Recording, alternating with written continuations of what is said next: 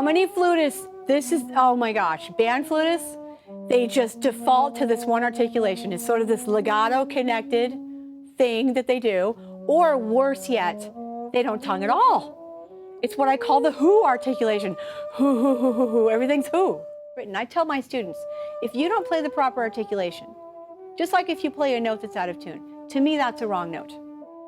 And it's a challenge for most booters to make that distinction. I give them the same line, okay, now we're gonna do staccato for these 4 bars. Now we're gonna do legato for these 4 bars. You want them to be able to make those differences. And to a lot of young flutists, and sometimes even college students, it's a revelation. It's how they use the tongue, and it's the amount of airspeed they put behind that articulation.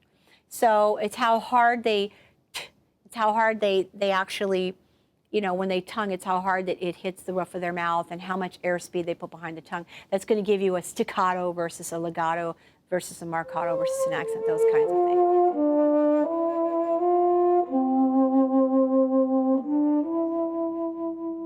Vibrato is an advanced technique. And the reason I put this in what seems like a more rudimentary book is because every single boot or clinic I've ever done, from the tiniest of tiny flute toddler on up, asks me, and I'm quoting a very little child here, how do you do the wobbly thing? Here's the kicker about vibrato.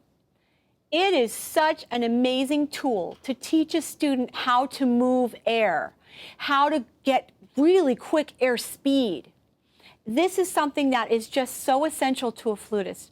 To create an exciting line, to move a line forward, to move a phrase forward, vibrato is a wonderful tool for that. So I advocate using it from the time a flutist can start playing.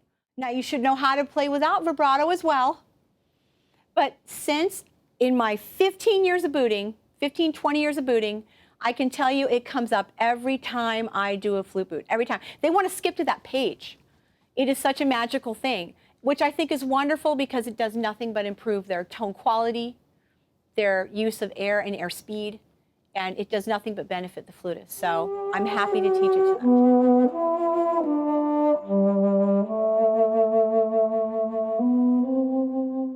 I can teach them to do a waiver, to do that vibrato waiver in 5 minutes. Now, I can't teach them to master the art of vibrato in 5 minutes, but I can teach them the vibrato technique. I have them doing it through the owl technique. I have the hoo, hoo, hoo. I have them doing it like an owl. And once they understand it's here, they're off to the races. There's one very important rule about vibrato. You just don't vibrate generally through a moving line. You do not vibrate through a fast-moving line. It's inappropriate. You vibrate on slow notes, notes that are held. And I do make that statement in the manual. I do make that clear. And I also make clear what the industry standard is as far as speed of the vibration. I advocate between 60 to 69, metronome marking 60 to 69, 5 wavers per beat. If you listen to a lot of major artist recordings, including my own, you will hear they don't change the speed of the waver. They change the width of it, but they don't change the speed. So when it's soft, they don't go, and then when it's fast, they don't do that. What they do is with the character of the music, they change the width of it. So perhaps if you saw the wave, it'd be really wide like this, smaller. And if it's Debussy, maybe it's a smaller wave. But the speed in general, we stay within a very narrow range of the speed of the wave.